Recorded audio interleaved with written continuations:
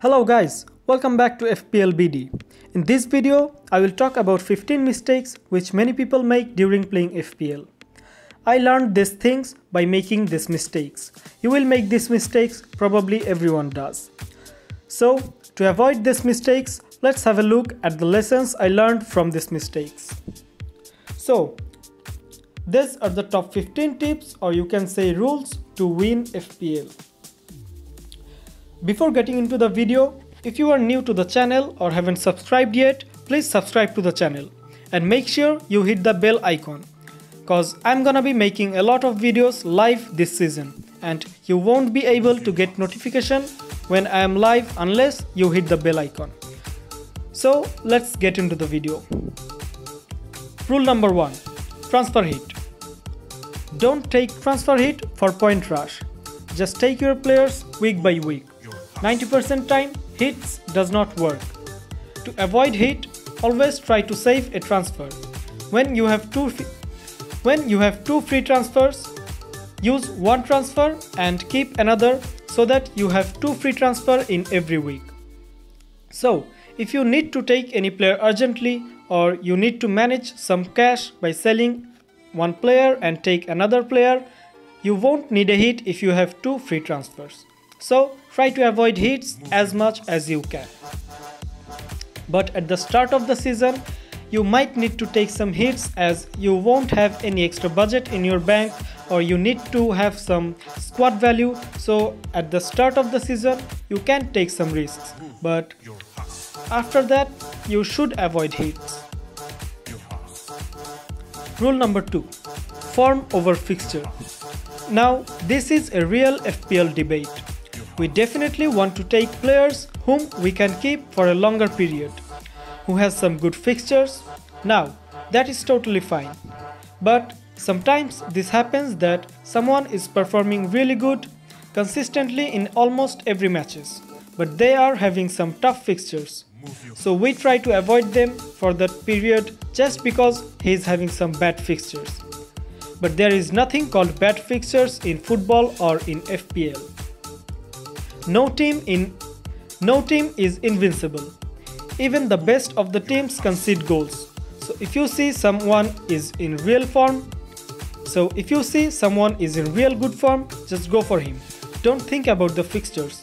This applies especially for attackers. Even if their team loses against bigger teams, they might return some FPL points by scoring or assisting a goal. For example, Ings, Vardy, Calvert-Lewin, Jimenez, Grealish, etc. They returned points in almost every matches consistently when they were in their form last season, whether they played City or Liverpool. Even in this season, Danny Ings scored against Spurs, that too twice. So when players are in form, they might lose the match, but the informed player has always the tendency to score or assist. Rule number 3. Don't go for early transfers. Now there is a tendency that we make transfers so early in the game weeks, but sometimes this leads us to some injury troubles. Sometimes we take a player in the start of the game week and later on we get the news that he has been injured. So we have to take a transfer hit then.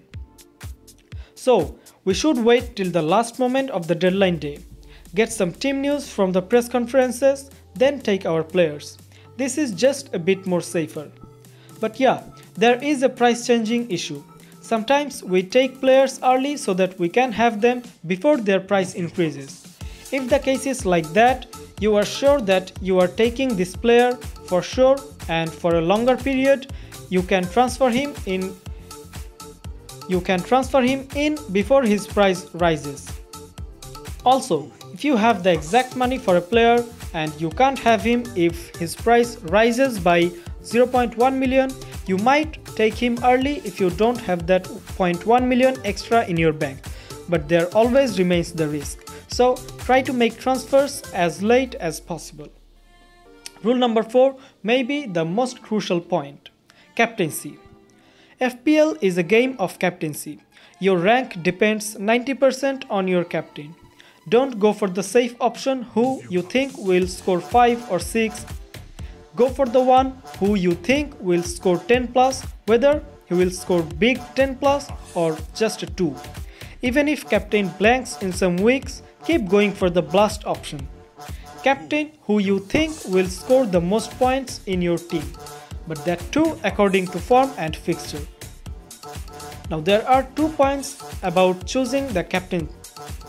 Home preference for captaincy and opponent's defense should also be considered. Rule number 5. Cheap starters. Just because someone cheap is starting, don't go for him unless you really need him. Yeah, it is good to have a 4 million defender in the squad who starts some matches. But don't go for too many cheap players who just starts but does not return that much points. One 4 million player is good, but don't take 2 or 3 4 million players. You also need points from players. Rule number 6. Bonus points or BPS. Go for players who provides more bonus points.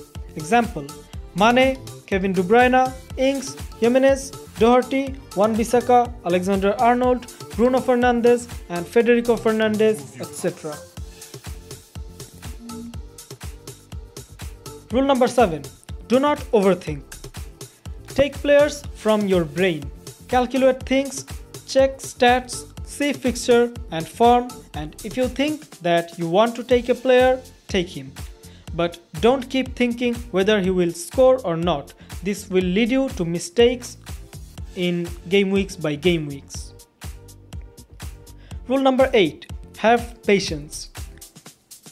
Don't get angry if you take one player and his other teammate scores more points. You took one player, this does not mean that others will stop scoring and your player will score every day. Not every move of you will be perfect. Sometimes you will have Mane and Salah will score and you would wish if you had Salah. But Salah won't score every day. Mane will score too, just have patience and hold on to your player.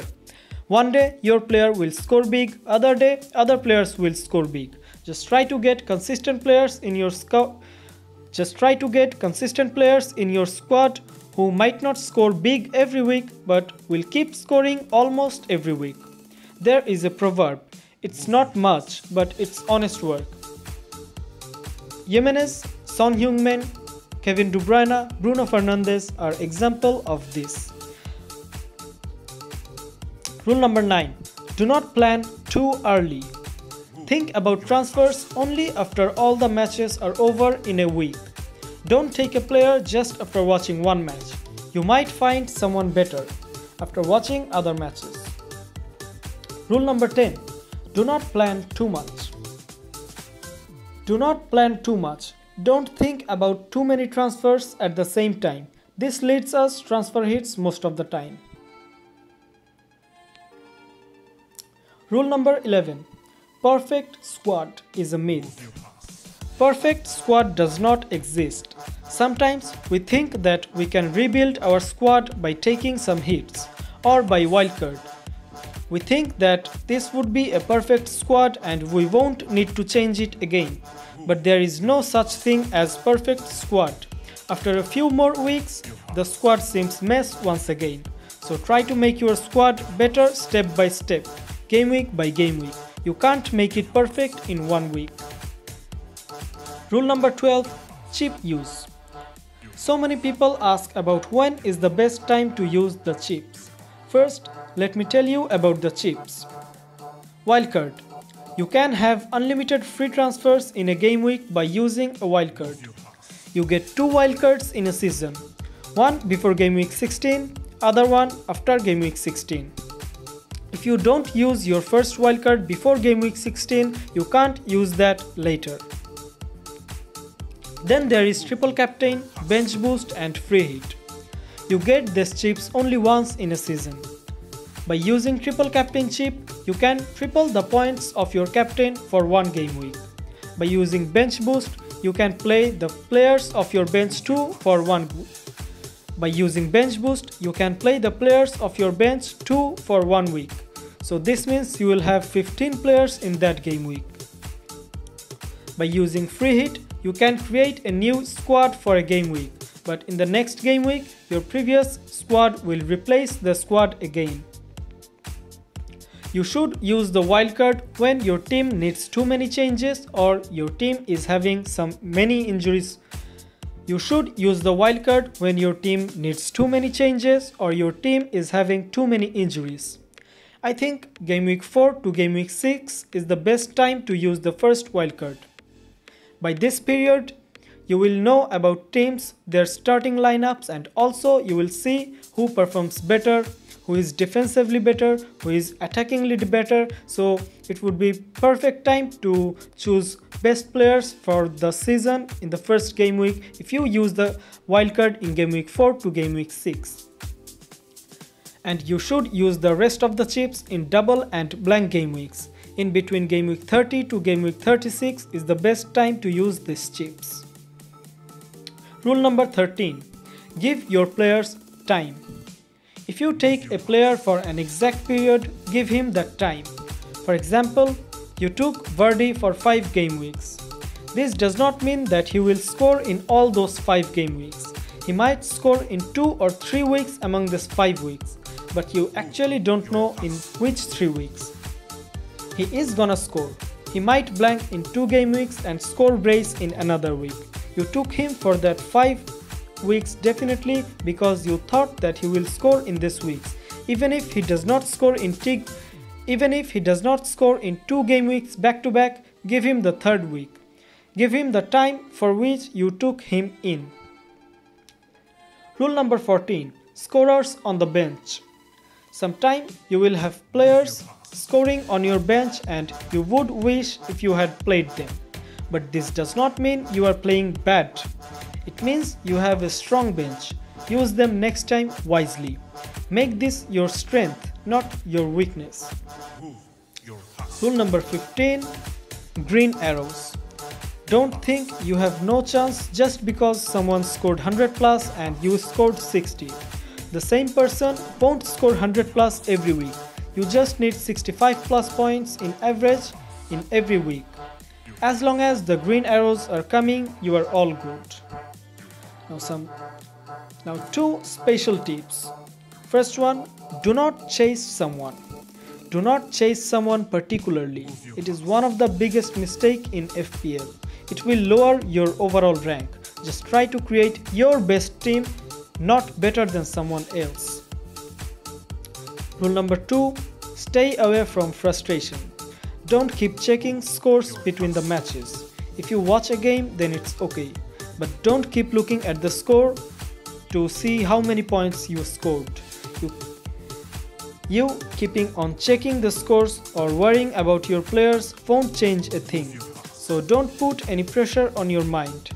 Check the scores after all the games are finished. It will frustrate you, I can guarantee that. It is just a game, just enjoy the game. So these are the lessons I learned over the years by playing FPL. I think anyone can do better if they follow these lessons. So hopefully you guys enjoyed the video, hit the like if you did and subscribe to the channel for more FPL updates and videos. Make sure you hit the bell icon so you will get notified whenever I upload a new video or whenever I am live. So this will be a wrap for today. Stay tuned till the next video. Goodbye, do not panic and happy FPL.